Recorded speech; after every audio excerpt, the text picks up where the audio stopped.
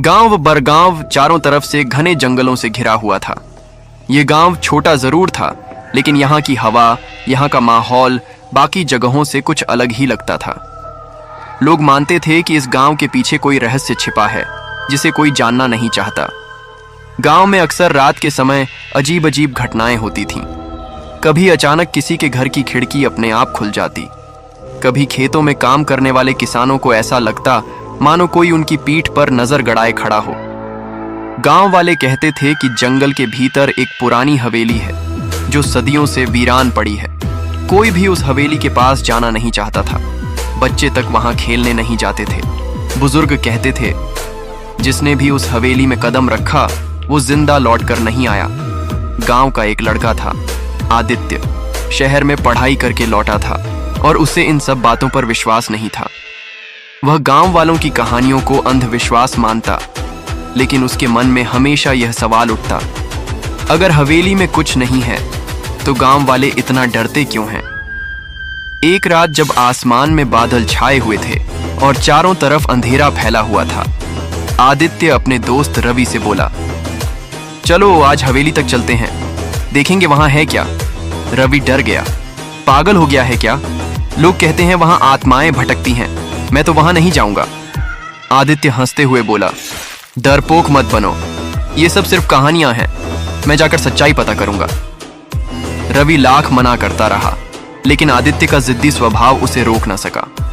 आखिरकार रवि भी साथ जाने के लिए मान गया, पर उसने शर्त रखी कि वे सिर्फ हवेली तक जाएंगे, अंदर नहीं।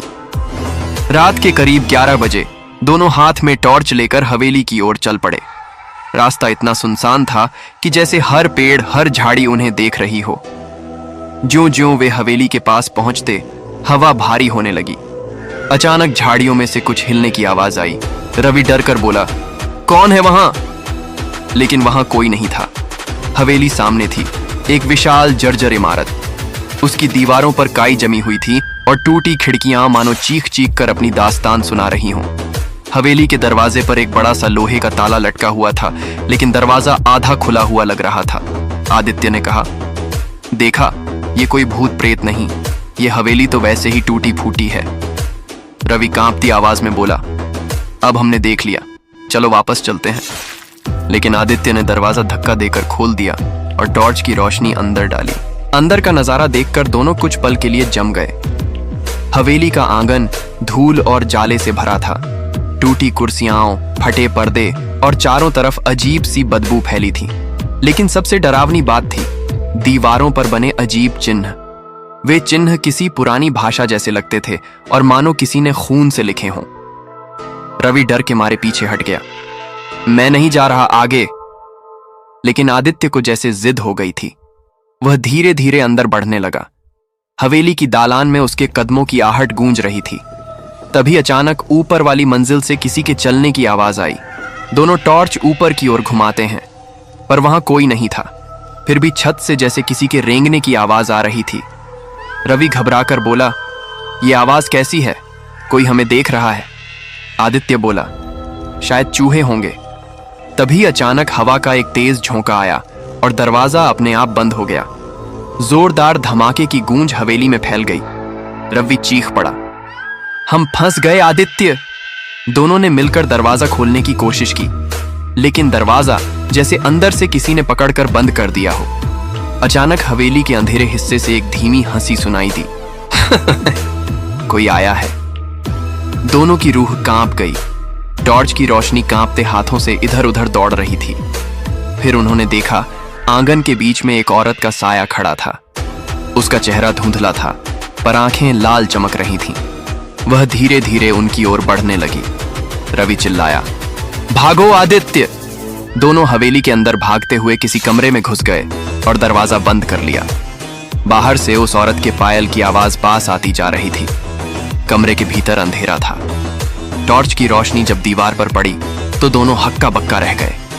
दीवार पर लिखा था, जो भी यहां आया उसने अपनी जान गंवाई, अब तुम्हारी बारी है। कमरे की दीवार पर लिखे शब्द देखकर आदित्य और रवि दोनों के होश उड़ गए। रवि की सांसें तेज हो रही थीं और उसका शरीर कांप रहा था। वह बार बार दरवाजे की ओर देख रहा था, मानो अगले ही पल वह औरत दरवाजा तोड़कर अंदर आ जाएगी। आदित्य ने खुद को संभालते हुए कहा, डर मत रवि, ये सब किसी ने हमें डराने के लिए लिखा होगा। लेकिन जैसे ही उसने यह कहा, कमरे की खिड़की अपने आप खुल गई और ठंडी हवा के साथ अंदर से फुसफुसाहट सुनाई देने लगी। भाग नहीं सकते तुम, अब तुम्हें यहीं रहना होगा। दोनों टॉर्च की रोशनी खिड़की की तरफ डाली, लेकिन वहां सिर्फ अंधेरा था। रवि अब लगभग रोने लगा। आदित्य, मैंने कहा था यहां मत आओ, अब हम यहां से जिंदा नहीं निकल पाएंगे। आदित्य भी भीतर से डर चुका था, लेकिन वह मानने को तैयार नहीं था। उसने खिड़की से बाहर झांका। बाहर का आंगन सन्नाटा ओढ़े था, लेकिन तभी उसे कुछ अजीब दिखा। हवेली के बीचों बीच जमीन पर एक पुराना लोहे का ताबूत रखा था। ताबूत के ऊपर वही लाल आंखों वाली औरत झुककर कुछ बड़बड़ा रही थी। उसकी आवाज अजीब मंत्र जैसी थी, और तभी ताबूत से किसी के कराहने की आवाज आई, जैसे कोई अंदर जिंदा दफन हो। आदित्य ने जल्दी से खिड़की बंद कर दी। उसकी सांसें तेज हो गईं। अब उसे एहसास हो गया था कि यह हवेली साधारण नहीं है। तभी दरवाजे पर जोर जोर से किसी के खटखटाने की आवाज आने लगी। ऐसा लग रहा था जैसे कोई पूरे बल से दरवाजा तोड़ने की कोशिश कर रहा हो। रवि डर के मारे चीख पड़ा, वो आ रही है। आदित्य, कुछ करो। दरवाजा कुछ ही पल में टूट सकता था। दोनों को भागना ही था। आदित्य ने टॉर्च की रोशनी कमरे के कोनों में डाली।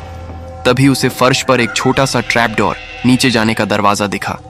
उसने जल्दी से उसे खोला और बोला, चल नीचे चलते हैं। दोनों उस ट्रैप डोर से नीचे उतर गए। नीचे एक लंबा और अंधेरा तहखाना था। वहां की हवा इतनी बासी और भारी थी कि जैसे सदियों से कोई जीवित चीज वहां न उतरी हो। दीवारों पर नमी टपक रही थी और चारों तरफ बदबू फैली हुई थी।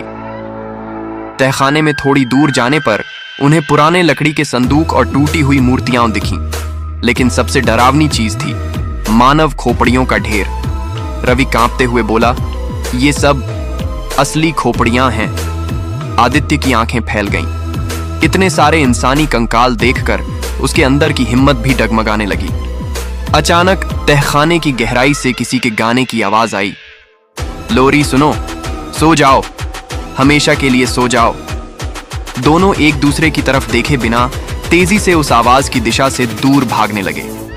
लेकिन जितना वे भागते, तहखाना उतना ही लंबा होता जाता। उन्हें समझ ही नहीं आ रहा था कि रास्ता कहां खत्म होगा। तभी अचानक टॉर्च की रोशनी बुझ गई। चारों तरफ घना अंधेरा छा गया। अंधेरे में उन्हें अपने आसपास कई कदमों की आहट सुनाई देने लगी। पहले एक, फिर दो, फिर दर्जनों कदमों की, जैसे बहुत सारे लोग उनके चारों तरफ घूम रहे हों। रवि चीख पड़ा, कौन है वहां? हमें छोड़ दो। तभी अंधेरे में सैकड़ों लाल आंखें चमक उठी और उनमें से एक भारी आवाज गूंजी, तुम यहां आ ही गए हो, अब लौट नहीं सकते। अचानक रोशनी जैसी चमक हुई और उन्होंने देखा सैकड़ों आत्माएं उनके चारों तरफ खड़ी थीं। हर आत्मा का चेहरा अधूरा था, जैसे किसी ने उनका चेहरा नोच लिया हो। वे सब हाथ उठाकर आदित्य और रवि की तरफ बढ़ने लगीं। दोनों चिल्लाते हुए भागे और किसी तरह तहखाने के दूसरे सिरे पर एक छोटी सी सीढ़ी दिखी। वे बिना सोचे समझे वहां चढ़ गए। सीढ़ियां उन्हें हवेली के पिछले हिस्से में ले गईं। बाहर आकर उन्होंने चैन की सांस ली, लेकिन उनकी राहत ज्यादा देर नहीं टिक सकी। हवेली के पिछवाड़े एक पुराना कुआं था और उस कुएं से किसी औरत के रोने की आवाज आ रही थी। आदित्य ठिठक कर रुक गया। उसे महसूस हुआ जैसे कोई अदृश्य ताकत उसे उस कुएं की तरफ खींच रही है। उसकी आंखें बोझिल होने लगीं। रवि ने उसे झकझोर कर कहा, पागल हो गया है क्या? वहां मत जा। लेकिन आदित्य जैसे किसी सम्मोहन में था। वह धीरे धीरे कुएं की ओर बढ़ रहा था।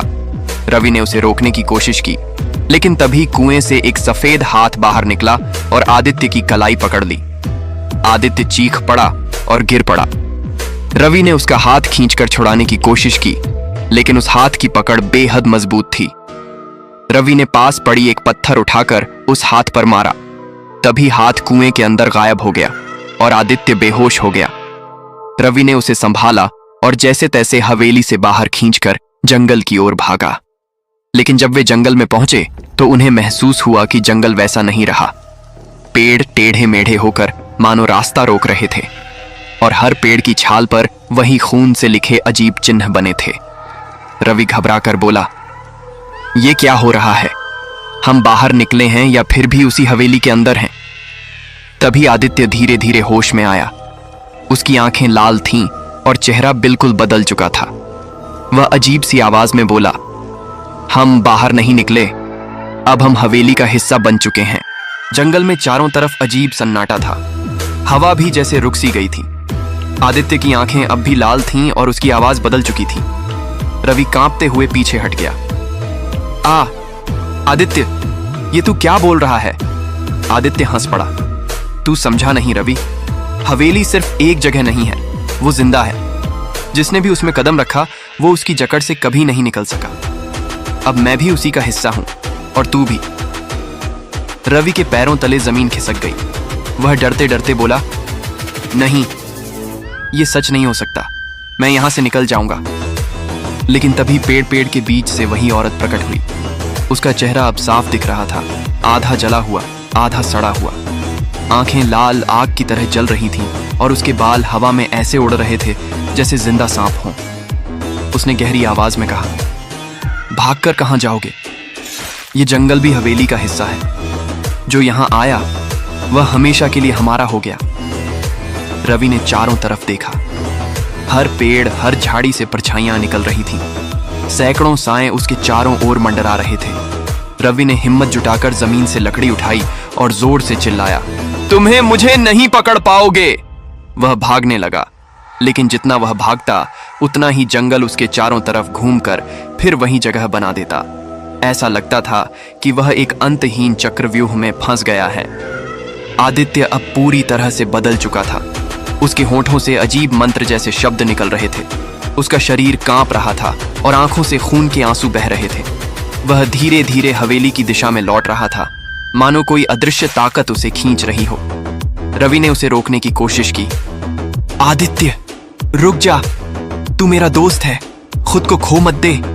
लेकिन आदित्य ठंडी आवाज में बोला, अब मैं तेरा दोस्त नहीं रहा, अब मैं उस औरत का हूं, वही मेरी मालकिन है। यह सुनकर रवि के शरीर में सिहरन दौड़ गई।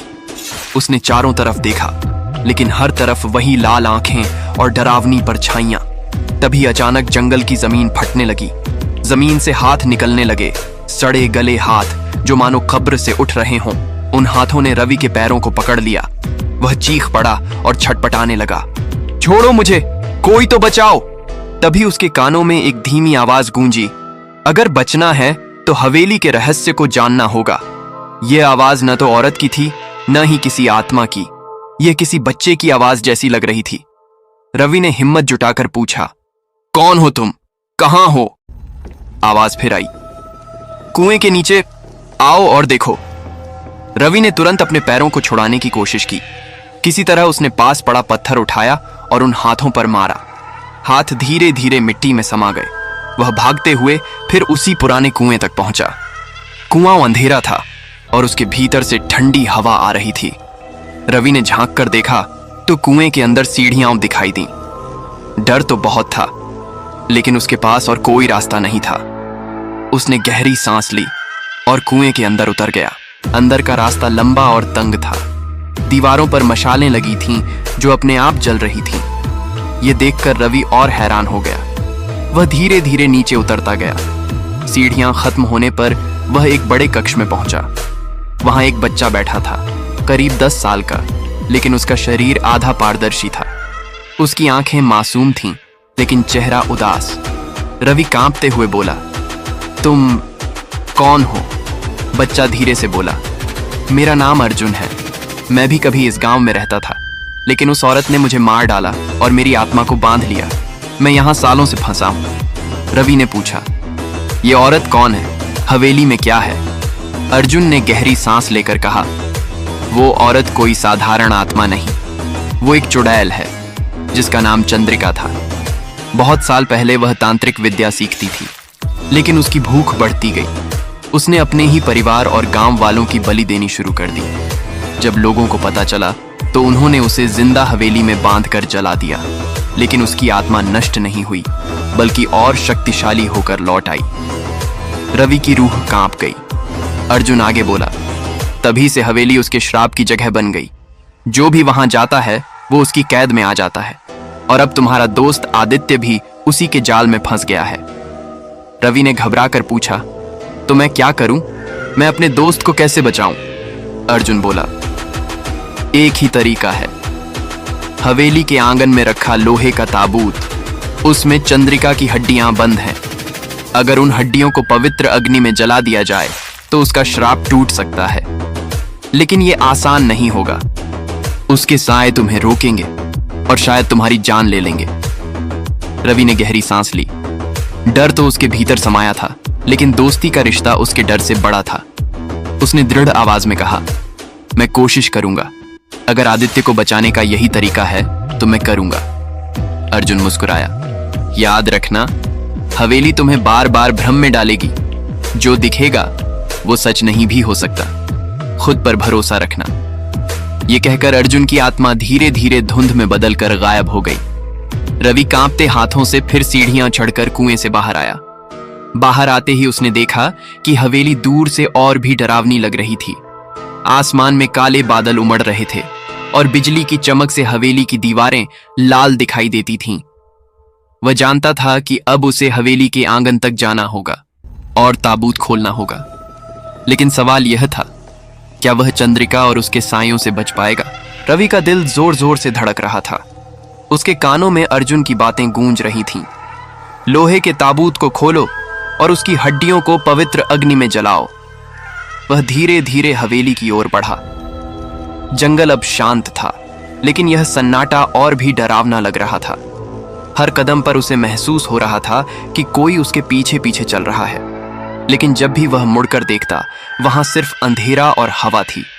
हवेली के दरवाजे तक पहुंचते ही दरवाजा अपने आप खुल गया। अंदर से ठंडी हवा और अजीब सी गंध निकली। रवि ने गहरी सांस ली और अंदर कदम रखा। आंगन में पहुंचते ही उसने वहीं लोहे का ताबूत देखा।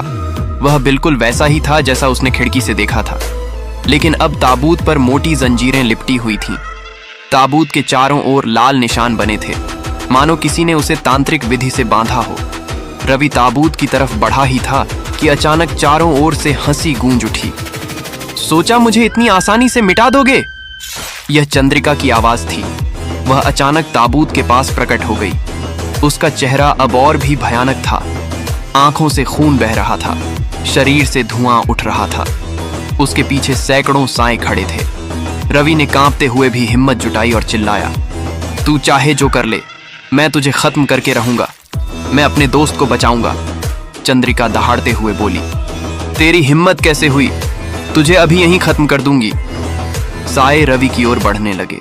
वह भागते हुए पास पड़ा मशाल उठा लेता है और साइयों को पीछे हटाता है। मशाल की आग देखकर वे चीखते और पीछे हट जाते। रवि ने जल्दी से ताबूत की जंजीरें तोड़ने की कोशिश की, लेकिन जंजीरें मानो आग की तरह तप रही थीं। उसके हाथ जलने लगे। तभी अचानक पास से आवाज आई, डर मत, हिम्मत रख। यह अर्जुन की आवाज थी। उसकी आत्मा फिर उसके सामने प्रकट हुई। अर्जुन ने हाथ उठाया और ताबूत की जंजीरों पर इशारा किया। तभी जंजीरें थोड़ी ढीली हो गईं। रवि ने पूरी ताकत से जंजीरें तोड़ दी और ताबूत का ढक्कन खोला। अंदर हड्डियों का ढेर पड़ा था और उनके ऊपर लाल कपड़ा लिपटा हुआ था। जैसे ही ताबूत खुला, हवेली हिलने लगी। चंद्रिका गुस्से में चीख पड़ी, नहीं, इसे छूने की हिम्मत मत करना। लेकिन रवि ने हड्डियों को पकड़ लिया। अचानक उसका शरीर भारी हो गया। ऐसा लगा जैसे सैकड़ों आत्माएं उसे जकड़ रही हों। वह जमीन पर गिर पड़ा। आदित्य अचानक उसके सामने आ गया। उसकी आंखें अब भी लाल थीं। वह बोला, रवि, इन्हें मत जला। अगर तू ऐसा करेगा तो मैं भी मर जाऊंगा। रवि का दिल टूट गया। वह कांपते हुए बोला, आदित्य, मैं तुझे कैसे मार सकता हूं? तू मेरा सबसे अच्छा दोस्त है। चंद्रिका हंस पड़ी। देखा, तेरी दोस्ती ही तेरी कमजोरी बनेगी। रवि की आंखों से आंसू बहने लगे। लेकिन तभी अर्जुन की आत्मा फिर प्रकट हुई और बोली, याद रख, अगर तू हड्डियां नहीं जलाएगा तो आदित्य हमेशा के लिए चुड़ैल का गुलाम बन जाएगा। क्या तू उसे इस हालत में देखना चाहता है? रवि के भीतर युद्ध चल रहा था।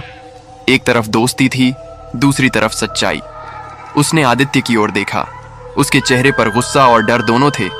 रवि चिल्लाया, माफ करना दोस्त, लेकिन मैं तुझे आजाद कराऊंगा। उसने मशाल उठाई और हड्डियों को आग में डाल दिया। जैसे ही हड्डियां जलीं, पूरी हवेली चीख उठी। चंद्रिका दर्द से चिल्लाई और उसका शरीर राख में बदलने लगा। आदित्य जमीन पर गिर पड़ा और जोर जोर से तड़पने लगा। उसकी आंखें लाल से धीरे धीरे सामान्य होने लगीं। कुछ ही पलों में चंद्रिका और उसके सारे साए धुएं में बदलकर गायब हो गए। हवेली का अंधेरा टूट गया। अब चारों तरफ सन्नाटा था।